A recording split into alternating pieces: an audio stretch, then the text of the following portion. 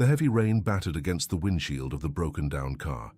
It was the kind of relentless Texas storm that seemed to wash away everything except the deep-seated worries of a man who had nothing left to lose. Inside the freezing cabin of the old rusted pickup truck sat Arthur. His hands, thick with calluses and scarred by decades of unforgiving labor, gripped the cracked steering wheel so tightly that his knuckles turned a ghostly white. The heater had died 3 winters ago, and the damp chill of the morning seeped into his bones, settling deep within the aching joints of his right leg. It was a pain he knew intimately, a permanent souvenir from a jungle war fought half a century ago, a daily reminder of the blood he had spilled for a country that now seemed to have forgotten his name. Arthur took a slow, trembling breath, the condensation fogging the glass in front of him. Pinned to the lapel of his faded olive-green canvas jacket was a small piece of metal and ribbon. It was a military medal of honor, its colors muted by time and dust, yet it carried the weight of fallen brothers and unspeakable sacrifices. He brushed his thumb over it, a subconscious gesture seeking strength from the ghosts of his past. Beside him, on the torn vinyl seat, lay a worn leather folder, its edges frayed and its contents representing the absolute totality of his existence. Inside were the deeds to a farm that had been in his family for 4 generations, alongside a stack of final notices, overdue bills, and a desperate plea for a loan extension. The drought had been merciless this year, baking the Texas soil into hardened clay, starving his crops, and pushing his humble livelihood to the absolute brink of annihilation. He pushed the heavy door open, stepping out into the freezing downpour. The mud instantly coated his worn leather boots. He did not have an umbrella. Men like Arthur did not hide from the weather, they endured it.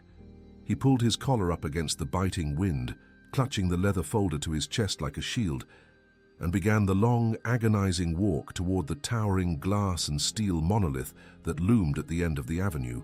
It was the premier financial institution of the city, a temple of immense wealth and corporate power, standing in stark, cruel contrast to the dusty, honest earth Arthur had cultivated his entire life. The automatic sliding doors of the bank parted with a quiet, electronic hiss, welcoming him into a world where he fundamentally did not belong. The immediate transition from the chaotic, roaring storm outside to the sterile, freezing, perfectly climate-controlled environment of the bank lobby was jarring. The air inside smelled of expensive floral arrangements, imported marble polish, and the sharp, metallic scent of predatory ambition. The ceiling stretched impossibly high, adorned with modern chandeliers that cast a harsh, unforgiving light on everything below. Every sound was swallowed by the vastness of the room, leaving only the sharp clicking of designer heels, the muffled ringing of multi-line telephones, and the hushed, secretive murmurs of men in bespoke suits negotiating fortunes. Arthur stood near the entrance for a moment, dripping rainwater onto the pristine, mirror-like marble floor. He felt the immediate burning weight of a dozen judgmental eyes locking onto him. The security guards, broad-shouldered men in immaculate uniforms, shifted their weight, their hands resting near their radios, silently evaluating the old, wet, limping man as a potential nuisance. The wealthy clients, adorned in silk and cashmere, subtly turned their heads away, their expressions tightening with a mixture of pity and disgust. Arthur swallowed hard, his throat dry despite the rain that soaked his gray hair. He felt a deep, suffocating wave of humiliation wash over him, but he forced his chin up. He was a soldier. He was a farmer. He had faced artillery fire. He would not be broken by the arrogant stares of the city elite. He slowly made his way across the vast expanse of the lobby, his boots squeaking softly against the wet floor, each step sending a jolt of pain up his ruined leg. He approached the mahogany reception desk, where a young woman with a perfectly sculpted smile and cold, vacant eyes looked up from her computer monitor. Arthur politely removed his dripping cap, holding it in his trembling hands. He stated his name and the time of his appointment with the loan department. The receptionist did not offer a greeting. She merely typed his name into her keyboard, her manicured nails clicking sharply before gesturing vaguely toward a waiting area enclosed by frosted glass partitions. She told him to sit and wait, her tone entirely devoid of warmth, treating him less like a human being and more like an unpleasant chore that needed to be processed and discarded. Arthur nodded respectfully, thanking her despite her rudeness, and limped toward the designated waiting area. He chose a stiff leather chair in the corner, trying to make himself as small as possible so as not to offend the sensibilities of the important people bustling around him. He placed the worn leather folder on his lap, staring down at his rough, mud-stained hands. The silence in the waiting area was heavy, oppressive, designed to make a man feel insignificant before he even sat down at the negotiating table. But Arthur was not entirely alone in the shadows of that luxurious VIP section. Seated on a dark, tufted leather sofa a few yards away, completely unbothered by the frantic energy of the corporate world around him, was a man who commanded the space simply by existing within it. He was dressed with an impeccable, understated elegance that spoke of deep, unshakable roots. He wore crisp, perfectly starched dark denim jeans, a tailored Western blazer, and boots crafted from the finest ostrich leather, polished to a muted shine. Resting on his knee, held loosely by hands that knew the feel of both a guitar string and a horse's reins, was a classic silver belly Stetson hat. It was George Strait. The king of country music was not there to put on a show. He was in the city for private business, waiting quietly for his wealth manager. There was a profound stillness about him, a calm, steady aura of a man who drew his strength from the land, from his faith, and from a lifetime of unwavering principles. He did not constantly check a gold watch or bark orders into a mobile phone like the other men in the room. He simply sat, breathing in a slow, measured rhythm, his sharp, observant eyes taking in every detail of the room beneath the brim of his invisible hat. George noticed Arthur the moment the old man walked through the sliding doors. He saw the limp. He saw the water dripping from the frayed hem of the canvas jacket. He saw the mud on the boots. But more importantly, George saw the faded ribbon of the Medal of Honor pinned over the old man's heart. George's jaw tightened imperceptibly.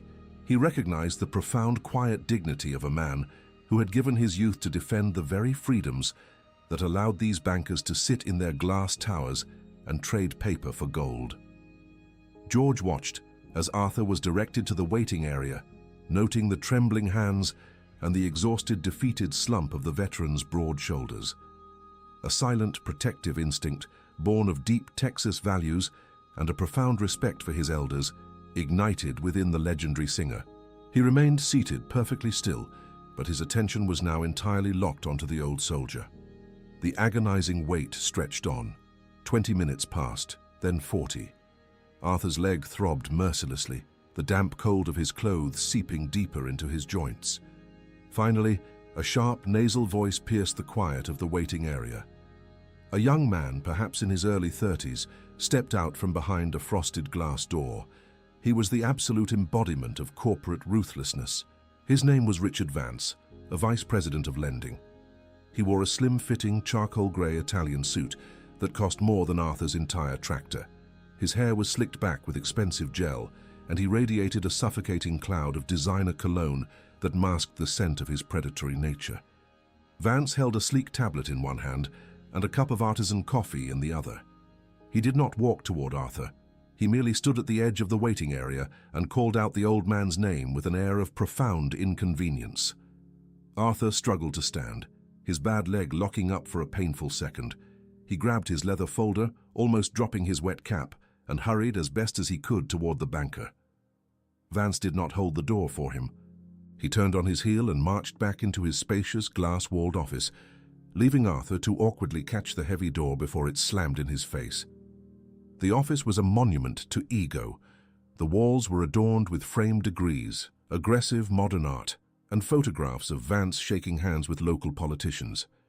Behind a massive polished glass desk sat Vance, already typing on his computer, before Arthur even had a chance to sit down in the uncomfortable minimalist guest chair. Arthur sat, placing his folder on his lap. He tried to offer a polite, warm smile, the kind of smile neighbors gave each other over a barbed wire fence back home in the country. He extended his rough hand across the glass desk. Vance looked at the calloused, dirt-stained hand for a fraction of a second, his upper lip curling into a microscopic sneer of absolute disgust.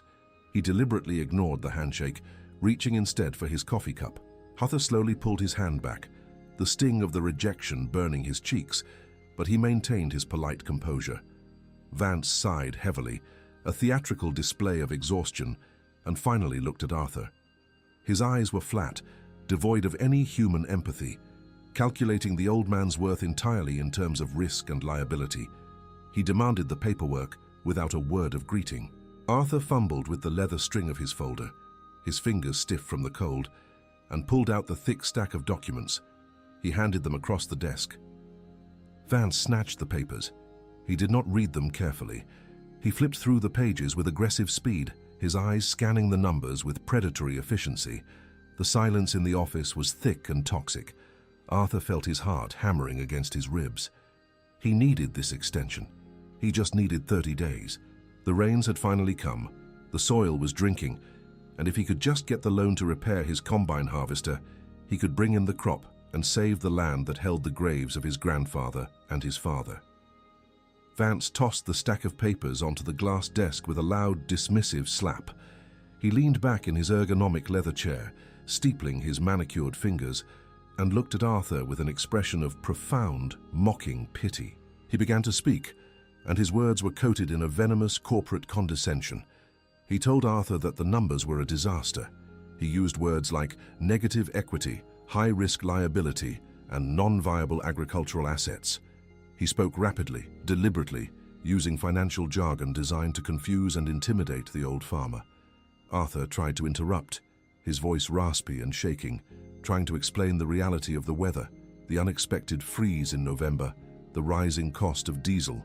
He tried to explain that farming was not just a spreadsheet, that it was a partnership with the earth, and that the earth was finally ready to yield. Vance cut him off with a sharp, cruel laugh.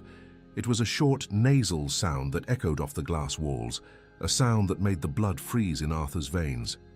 Vance leaned forward, placing his elbows on the desk, invading Arthur's space with his aggressive posture. He told Arthur that the bank was not a charity.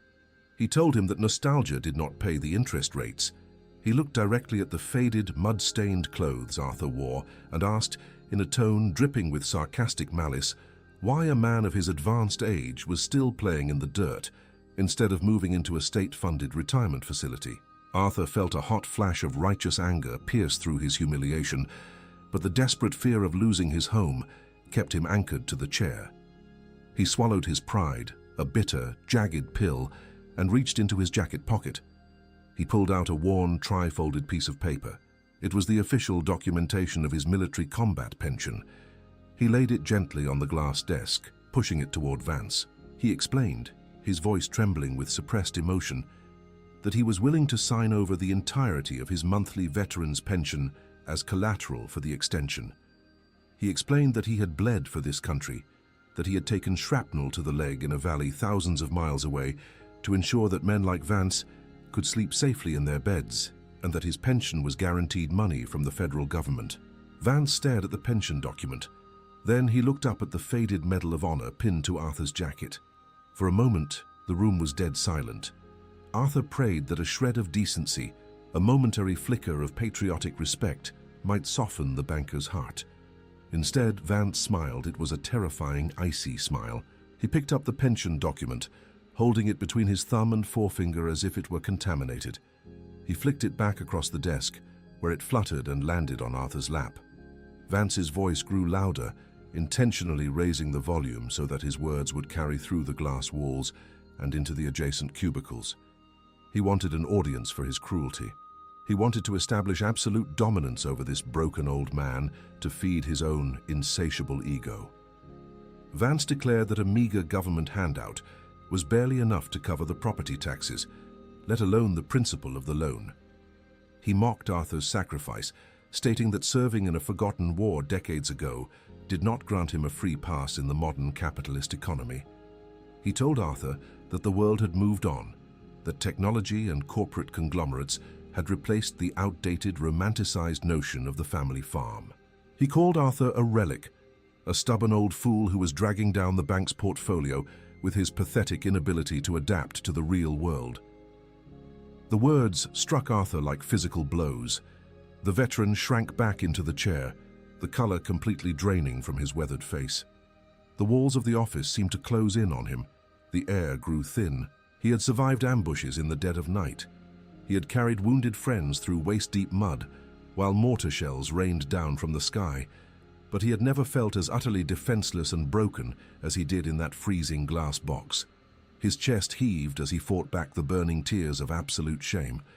He was a proud man, a man of faith and hard work, and he was being publicly dissected and discarded by a boy who had never known a day of true sacrifice in his entire life. Outside the glass office, the bustling noise of the bank had subtly shifted. The clerks and assistants in the nearby desks had stopped typing. They were casting uncomfortable sideways glances toward Vance's office, listening to the brutal dressing down of the elderly veteran. Some looked away in shame, while others, poisoned by the same corporate culture as Vance, watched with a morbid, detached curiosity. And sitting in the shadows of the VIP waiting area, George Strait had not moved a muscle, but his eyes, previously calm and observant, were now dark, with a terrifying, righteous storm. He had heard the raised voice. He had seen the way Vance flicked the pension paper across the desk. He saw the way the old hero's shoulders collapsed under the weight of the banker's cruelty. The legendary cowboy slowly, deliberately, uncrossed his legs. He placed his hands flat on his knees. The air around him seemed to crackle with an unseen immense pressure. The king of country was watching, and the limits of his legendary patience had just been violently breached. Inside the office, Vance decided it was time to deliver the final killing blow. He wanted the old man out of his sight. He stood up abruptly, his chair rolling back and hitting the wall. He reached across the desk and began gathering Arthur's documents in a chaotic, disrespectful pile. He grabbed a faded black and white photograph that had slipped out of the folder. It was a picture of Arthur as a young man, standing proudly in his uniform next to his grandfather in front of the farmhouse porch. Vance did not even look at the image. He crumpled the edge of the photograph as he shoved it haphazardly into the middle of the stack. Vance slammed the chaotic pile of papers against Arthur's chest, forcing the old man to grab them to prevent them from scattering across the floor. Vance leaned over the desk, his face inches from Arthur's, his breath smelling of stale coffee and mints. His voice was a harsh, venomous whisper designed to strip away the very last atom of Arthur's dignity. He told the veteran that the bank would be initiating foreclosure proceedings by the end of the week. He told Arthur to pack his bags, to sell whatever rusted junk he had left on the property, and to clear out before the sheriff arrived to physically remove him. He pointed a manicured finger toward the glass door. He told Arthur that his war was over, that he had lost, and that he needed to vacate the premises immediately because the bank had actual valuable clients waiting to be serviced. Arthur sat paralyzed. The crumpled photograph burned against his chest. A single hot tear broke free, tracing a clean line down his dirt-smudged, wrinkled cheek. He slowly, painfully pushed himself up from the chair. His bad leg trembled violently, threatening to give out beneath him. He gathered his papers, his hands shaking so badly he could barely hold the leather folder. He did not look at Vance. He could not. The humiliation was absolute, a crushing, suffocating weight that extinguished the last spark of hope in his tired soul. He turned toward the door, a broken giant, a forgotten hero, cast out into the cold by a world that worshipped only greed.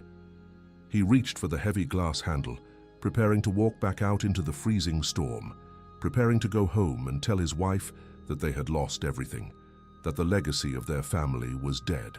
But before Arthur could push the door open, the atmosphere in the entire bank shifted. It did not happen with a shout or a siren or a crash. It happened with the slow, deliberate, heavy sound of leather scraping against marble. George Strait stood up. The sound of the heavy leather boots striking the polished marble floor echoed through the cavernous lobby like the slow, steady beat of a war drum. It was a rhythmic, unhurried cadence that commanded absolute attention without demanding it. The frantic energy of the financial institution began to falter. The rapid clicking of keyboards slowed. The hushed murmurs of million-dollar negotiations died in the throats of the wealthy patrons. One by one, heads turned toward the VIP waiting area, drawn by an invisible magnetic force. The security guards, men trained to spot trouble, instantly relaxed their postures, their hands falling away from their radios. They recognized the walk. They recognized the silhouette. They recognized the quiet, overwhelming authority of a man who did not need a badge or a boardroom to rule the space he occupied.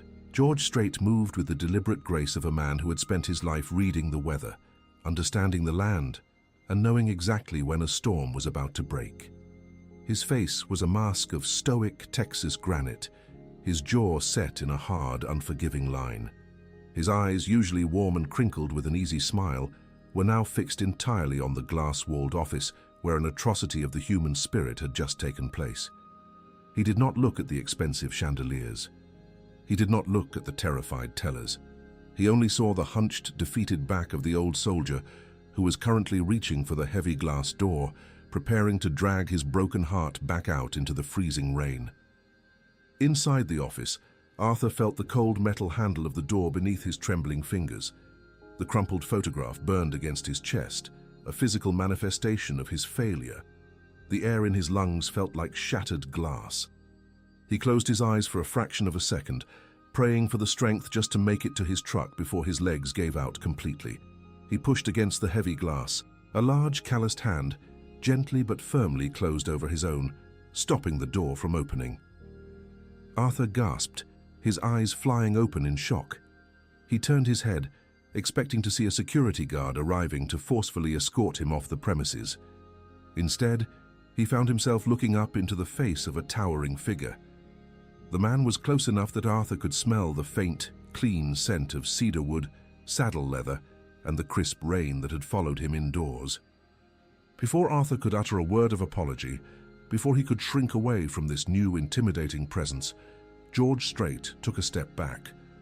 With a slow, fluid motion that carried the weight of profound reverence, the legendary cowboy reached up and removed his silver belly Stetson. He brought the brim of the hat down to his chest, holding it firmly over his heart. It was the ultimate unspoken gesture of pure respect, a tradition born on the dusty plains and passed down through generations of men who knew the true value of honor. The entire bank seemed to hold its breath. The silence was absolute, heavy and electrifying. George looked directly into Arthur's watery, bloodshot eyes. He ignored the mud on the old man's boots. He ignored the frayed, wet canvas of the jacket. His gaze was locked entirely on the small, faded ribbon of the Medal of Honor, pinned to the lapel. When George spoke, his voice was a deep, resonant baritone that rolled through the dead quiet of the lobby like distant thunder. It was smooth, calm, and laced with a profound, unshakable sincerity. "Sir," George said, the single word carrying more dignity than Arthur had been shown in a decade, "I saw the medal on your jacket from across the room. I could not sit there and let you walk out those doors without shaking your hand. It is an absolute honor for me to breathe the same air as you today. Thank you for your service to this country."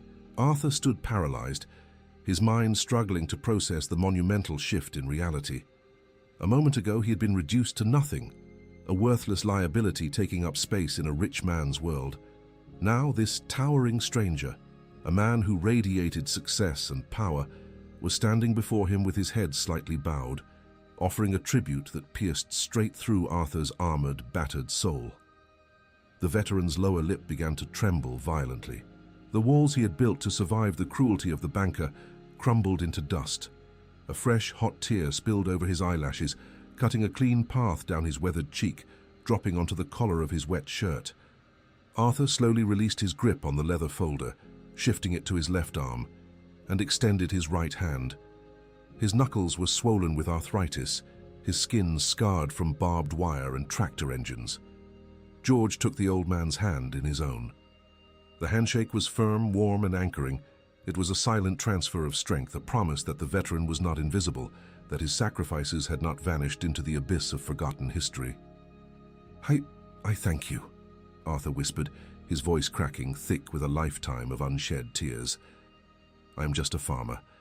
I just need a little time for the rain to soak the fields." "You are a hero," George replied softly, his grip tightening just a fraction to steady the trembling old man. "And heroes do not beg for time in this state." Behind the glass desk, Richard Vance was completely oblivious to the emotional earthquake happening at his door. He was already typing furiously on his computer, drafting an email to the foreclosure department to expedite the seizure of Arthur's farm. He was irritated by the delay. He wanted the old man gone so he could sanitize the guest chair and prepare for his next appointment, a tech millionaire, who was looking to finance a third vacation home. Vance let out an exaggerated theatrical sigh of supreme annoyance. He slammed his palms flat against his polished glass desk and barked toward the door without looking up. "Excuse me?" Vance snapped, his nasal voice slicing through the reverent silence like a rusty blade. "I told you to vacate the premises immediately. This is a private financial institution, not a social club for vagrants. If you do not clear the doorway this exact second, I will have security physically remove both of you for loitering." The temperature in the room seemed to drop 20 degrees. George slowly released Arthur's hand.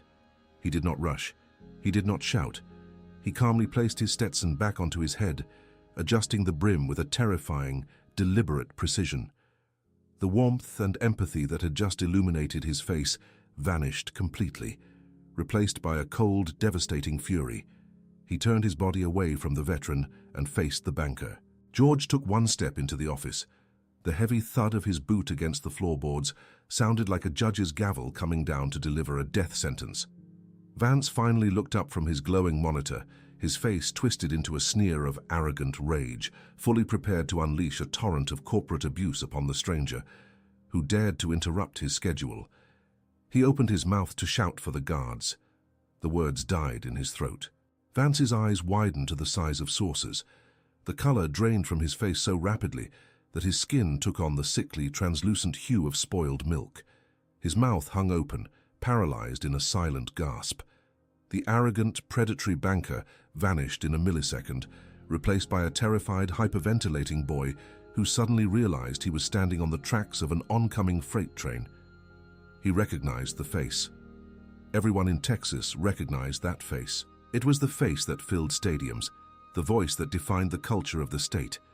The man whose personal net worth and influence dwarfed the entire branch of the bank he managed. Mr.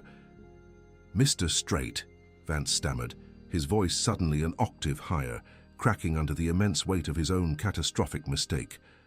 I had no idea you were in the building. Sir, please come in. Have a seat. I can explain the situation with this individual." George did not sit. He did not accept the frantic, pathetic invitation. He simply stood in the center of the office, a monolithic monument of righteous judgment. He looked down at Vance, his eyes narrowing, dissecting the banker with a gaze so intensely cold it could have frozen a raging river. "You do not need to explain anything to me, son," George said. His voice was no longer a warm baritone. It was a low, dangerous rumble, quiet enough that Vance had to strain to hear it, yet powerful enough to rattle the glass walls. "I heard every single word you said to this gentleman. I heard you mock his service. I heard you laugh at his livelihood. I watched you throw his life's work across a desk like it was garbage." Vance began to sweat profusely. A bead of perspiration broke out on his forehead, rolling down the bridge of his nose. He swallowed hard, his Adam's apple bobbing frantically against the tight collar of his expensive Italian shirt. He raised his hands in a defensive, placating gesture, his manicured fingers trembling uncontrollably. "So you have to understand the metrics," Vance pleaded, his corporate vocabulary completely failing him in the face of absolute moral authority. "The algorithms, the risk assessment, his debt-to-income ratio is severely compromised. The bank has strict policies regarding agricultural liabilities. I was simply executing fiduciary protocol. I was doing my job." "Protocol," George repeated, rolling the word around in his mouth like a bitter poison before spitting it back out. "You think protocol gives you the right to strip a man of his dignity? You think a spreadsheet gives you permission to look down on a man who bled in the mud, so you could have the freedom to sit in that air-conditioned chair and wear that ridiculous suit?" Vance flinched as if he had been physically struck. He looked wildly around the office, hoping for a rescue, but the faces peering through the glass walls from the lobby offered no sympathy. The other bankers, the tellers, the wealthy clients, they were all watching his destruction with a mixture of horror and profound satisfaction. The regional manager, who had just stepped out of an elevator, froze in his tracks, his face turning ashen as he realized his junior vice president was currently insulting the most important client in the bank's history. George took another slow step forward, stopping just inches from the edge of the glass desk. He leaned over slightly, invading Vance's space, bringing the terrifying reality of his presence crashing down upon the young banker. "Let me explain a different kind of protocol to you," George said, his voice dropping to a lethal whisper. "You measure a man by his credit score. I measure a man by his character. This gentleman offered you the pension he earned with his own blood, and you laughed in his face. You told him his war was over. You told him he lost." George paused, letting the silence stretch, letting the absolute terror marinate in Vance's soul. "Now," George continued, his eyes locked onto Vance's trembling pupils, "I'm going to ask you a question, and you are going to answer me with a number. Nothing else. No jargon, no excuses. What is the exact figure required to pay off the entirety of this gentleman's mortgage? Not the extension, not the late fees. The entire property, free and clear, right down to the last rusty nail on his fence." Vance's mind short-circuited. He stared at George, his jaw working uselessly, unable to comprehend the magnitude of what was happening. He looked from the legendary singer to the old, weeping farmer standing by the door, and back again. "Mr. Strait, sir, that is a highly irregular request," Vance stammered, desperate to regain some semblance of control over his shattered reality. "The principal balance is substantial.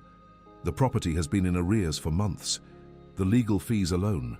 George did not blink. He did not raise his voice. He simply reached into the inner breast pocket of his tailored Western blazer. The movement was smooth, practiced, and devastatingly calm. He withdrew a slim, dark leather checkbook and a heavy gold pen. He placed them on the glass desk with a soft, definitive thud. "The number, son," George repeated, his tone devoid of any negotiation. "Before I decide to walk out of this glass box, call my wealth manager and instruct him to liquidate every single asset, trust fund, and corporate account my associates and I hold in this institution, and move them to the bank across the street." The threat hung in the freezing air, a financial nuclear bomb waiting to be detonated. Vance knew the numbers. He knew that George Strait's portfolio was the crown jewel of the branch. Losing that account would not just result in his immediate termination, it would end his career in the financial sector permanently. He would be blacklisted from every major firm in the state before the sun went down. Vance broke. The last remnants of his arrogant facade shattered into a million irreparable pieces. He let out a pathetic, whimpering sound and lunged toward his keyboard. His hands were shaking so violently that he mistyped his own password twice before finally accessing the mainframe. He frantically navigated through the foreclosure screens, bypassing the red flags and the penalty algorithms, searching desperately for the final payoff amount. The silence in the office was deafening, punctuated only by the frantic, panicked clattering of the keyboard and the ragged, shallow breathing of the defeated banker. Arthur watched the scene unfold with absolute disbelief. He leaned heavily against the glass doorframe, his bad leg throbbing, his mind unable to grasp the miracle that was materializing before his eyes. The man who had just condemned him to homelessness was now sweating through his silk shirt, desperately trying to appease the towering cowboy who had stood up for a stranger. Vance hit the enter key. The screen flashed, displaying the final exorbitant figure. He looked up at George, his eyes wide with a pathetic, begging desperation. "Houston, it is $342,816.40, sir," Vance whispered, his voice trembling so badly the words barely made it across the desk. George did not react to the number. It was a fortune to a man like Arthur, a lifetime of impossible debt. But to the man standing at the desk, it was merely the cost of restoring justice. George uncapped his gold pen. He opened the leather checkbook.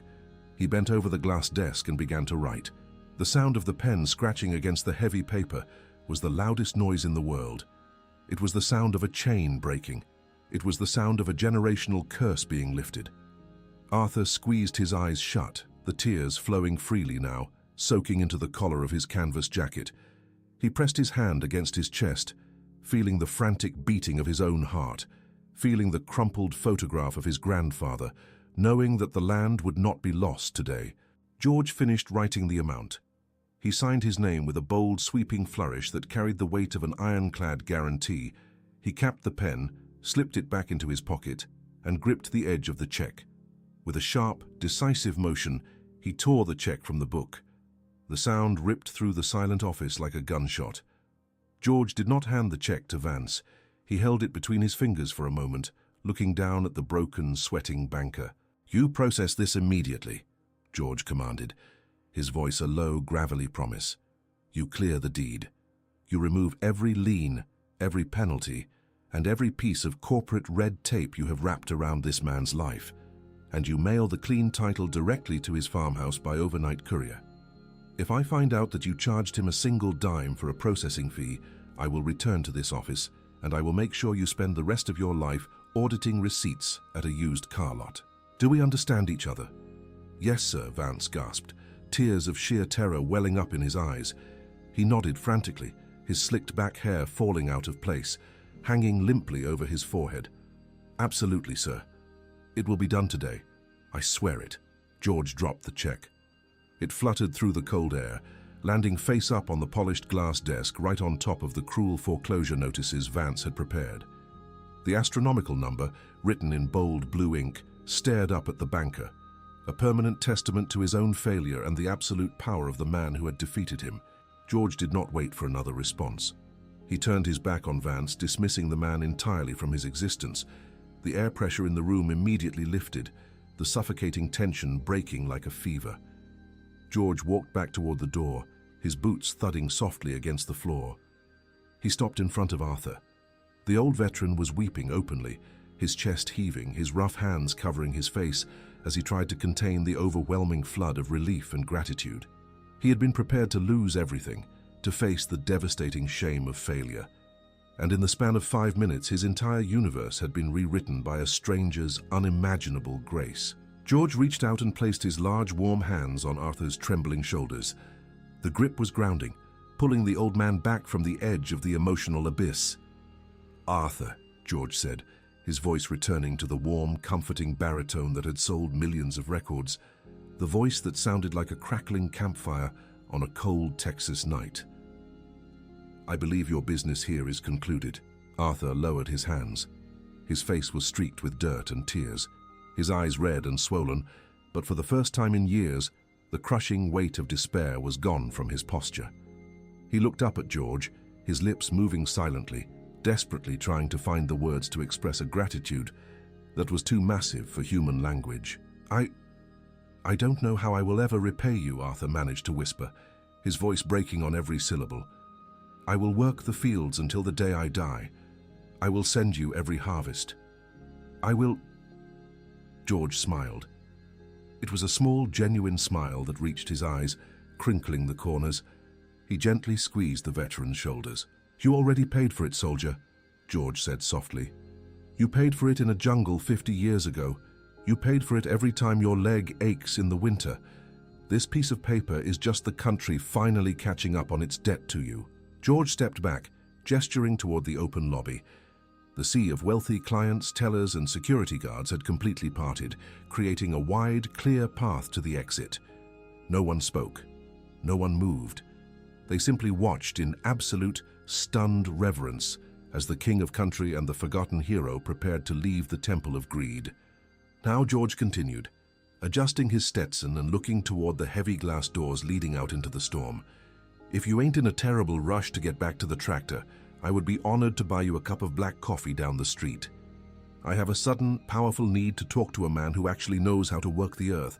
This building is giving me a severe chill." Arthur wiped his face with the back of his rough sleeve. He looked at the leather folder in his hand, the folder that no longer held his doom, but his absolute freedom. He stood up straighter, his spine aligning, the ghost of the young, proud soldier returning to his posture. He ignored the pain in his leg. "I would like that very much, sir," Arthur said, his voice finally steady, ringing with a restored, unshakable dignity. They turned and walked out of the glass office together. George Strait, the legendary icon of Texas, walking shoulder to shoulder with Arthur, the battered but unbroken farmer. They moved slowly, matching each other's pace, the heavy thud of the cowboy boots harmonizing with the squeak of the mud-stained work boots. They left Richard Vance collapsed behind his desk, a ruined, trembling mess of a man, staring blankly at a piece of paper that had just destroyed his entire worldview. As they approached the automatic sliding doors, the rain was still coming down in sheets, washing the city streets clean. But the storm no longer looked like a threat. To Arthur, the heavy rain hitting the pavement sounded like a promise. It sounded like salvation. It sounded like the earth drinking deeply, preparing for the greatest harvest his family farm had ever seen. The automatic doors of the bank slid open with a soft electronic hum, instantly replacing the sterile, refrigerated silence of the lobby with the raw, chaotic roar of the Texas thunderstorm. The transition was jarring. The wind whipped violently across the slick pavement, driving sheets of rain sideways against the tall glass windows, but to Arthur, the biting cold felt like a long overdue baptism. He stepped out from beneath the polished stone awning and into the deluge, the heavy drops instantly soaking his grey hair and plastering his canvas jacket to his trembling shoulders. He didn't care. For the first time in years, the crushing, invisible weight of impending ruin had vanished from his chest. He took a deep, shuddering breath, filling his lungs with the sharp, clean scent of wet asphalt and ozone, his tears mixing freely with the rain. George Strait stepped out beside him, seemingly impervious to the storm. The brim of his Stetson shielded his eyes, shedding water in a steady stream, while his tailored blazer absorbed the downpour without a hint of distress. He watched Arthur with a quiet, profound understanding. He knew the look of a man who had just been dragged back from the very edge of the abyss. He recognized the overwhelming, paralyzing shock of sudden salvation. Arthur stopped on the edge of the sidewalk, the muddy water rushing over the toes of his worn boots. He turned to face the towering icon, his hands shaking so violently he had to clutch the leather folder against his chest with both arms just to keep from dropping it. His jaw trembled, and his voice, when he finally managed to force it past the massive lump in his throat, was barely more than a ragged whisper over the noise of the traffic. "Mr. Strait." "Sir," Arthur began, his words cracking and faltering. I can't take this. It's too much. It's my entire life. I have to pay you back. I have the tractor. It's old, but it runs. I have a few head of cattle left. I can sign over the deed to the back 40 acres. George raised a large, calloused hand, gently but firmly cutting off the old man's frantic bartering. The gesture was not dismissive. It was a physical manifestation of grace, a solid wall against the veteran's ingrained sense of debt. George stepped closer, the rain dripping from the silver buckle of his belt, his expression softening into a look of deep, brotherly compassion. "Arthur," George said, his voice a steady, grounding rumble that cut through the howling wind. "Stop talking about deeds and tractors. Stop trying to figure out the math of a miracle." "But, sir," Arthur pleaded, his eyes wide and desperate, the tears streaming down his weathered cheeks. $300,000. That's not charity. That's a fortune. I'm just a dirt farmer. I ain't nobody. I can't let a man like you just buy my life back without giving you something in return. I have my honor, sir. It's all I have left." George's jaw tightened imperceptibly. He reached out and placed both hands squarely on Arthur's trembling shoulders. The grip was strong, anchoring the old man to the earth, forcing him to look up and meet the legendary singer's unwavering gaze. "Your honor is exactly why I wrote that check," George said slowly, emphasizing every syllable with the weight of absolute truth. "You listen to me, soldier. You don't owe me a single solitary dime. You don't owe me a cow, and you sure as hell don't owe me a piece of your family's land."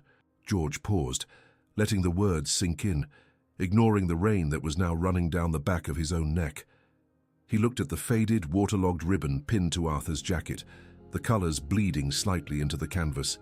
"You think that boy in there with the slick hair and the Italian suit understands what it costs to keep this country free?" George asked, his voice hardening with a righteous edge. "He thinks wealth is measured in algorithms and profit margins. He doesn't know the first thing about the currency of blood and sacrifice. You paid your debt to this nation in a jungle 50 years ago, Arthur. You paid it with the pain in your leg every time the weather turns cold. You paid it for me, for my family, and for every arrogant banker sitting in a glass tower today." Arthur sobbed openly, a harsh, tearing sound that was swallowed by the storm. He squeezed his eyes shut, his chest heaving as decades of stoic endurance finally shattered under the weight of such profound validation. No one had spoken to him like this since he had stepped off the transport plane half a century ago. He had spent his entire adult life feeling like a forgotten relic, a nuisance to a society that had rapidly moved on from his war. Now, the king of country music was standing in the freezing rain, telling him that his sacrifice was the very foundation of the world. "This ain't charity, Arthur," George continued, his tone softening, returning to that warm Texas drawl that felt like a familiar embrace. "This is an investment. I'm investing in the backbone of this state. I'm investing in a man who knows how to work the dirt and respects the rain. You go home, you fix that combine harvester, you plant your fields and you watch them grow. And when the harvest comes in, you look out over your land and you remember that nobody, not a bank, not a suit, not a single soul on this earth, has the right to take away what you earned." George released Arthur's shoulders and took a step back. He reached into his pocket and pulled out a simple, unadorned business card. He pressed it into Arthur's muddy, trembling hand. "That's my private number," George said quietly. "If that boy in there tries to charge you a single penny for a stamp to mail that deed, or if he gives you even a sideways glance, you call me. I'll have his desk sitting on the curb before lunch." Arthur stared down at the small piece of cardstock, the rain immediately beginning to soften its edges. He clutched it like a lifeline.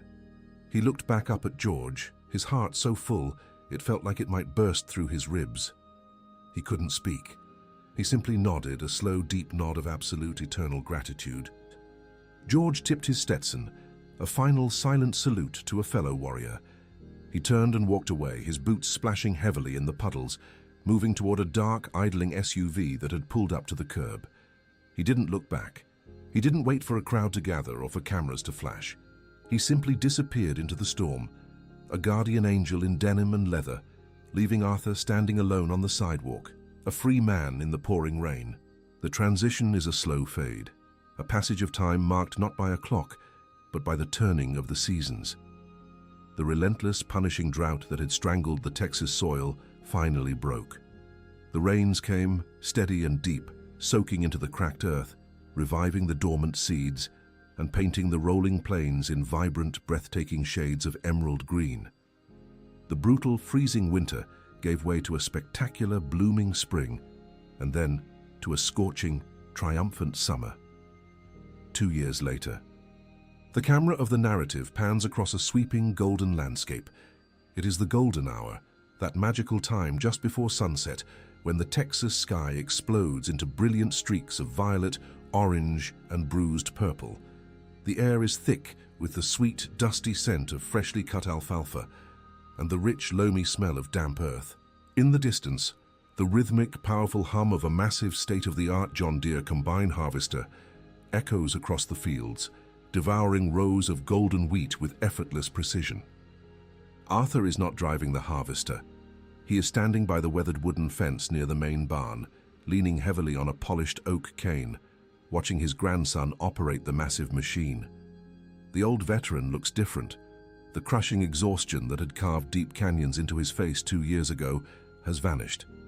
His skin is deeply tanned, his eyes are bright and clear, and his posture, though still hindered by his bad leg, is upright and proud.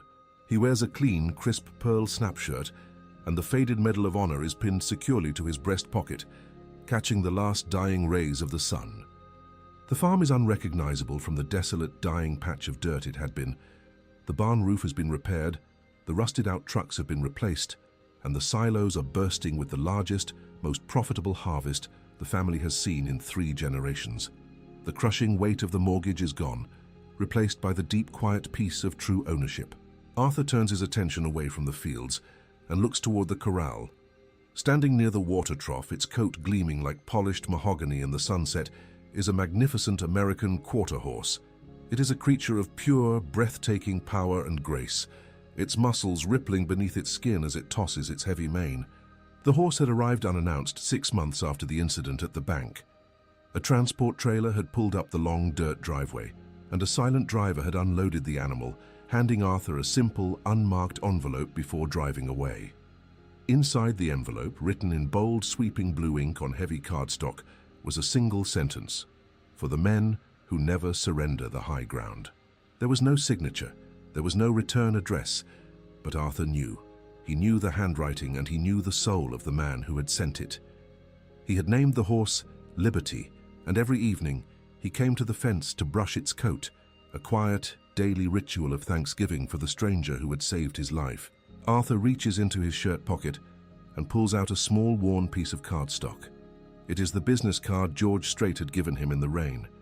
The edges are frayed, and the ink is slightly smudged from being handled 1,000 times, but it is intact. Arthur has never called the number. He has never needed to. The bank had processed the deed the very next morning, terrified of the legendary singer's wrath. Richard Vance had been quietly reassigned to a windowless cubicle in a different city, his career permanently stunted, a ghost in the corporate machine. Arthur runs his thumb over the embossed lettering of the card. He looks out over the vast golden expanse of his land, the land his grandfather had cleared with an axe and a mule, the land he had almost lost to a boy with a spreadsheet. He listens to the wind rustling through the wheat, the sound of his grandson laughing over the roar of the harvester, and the soft, rhythmic breathing of the horse beside him. He folds his hands over the top of his oak cane, bowing his head as the sun finally dips below the horizon, casting long purple shadows across the Texas plains. He closes his eyes, feeling the warmth of the earth radiating up through the soles of his boots. He doesn't pray for rain anymore, and he doesn't pray for money. He simply whispers a quiet, fierce blessing into the twilight, a prayer of absolute gratitude for the day the king of country walked into a glass tower, tore down a temple of arrogance, and reminded a forgotten soldier what it truly meant to be home.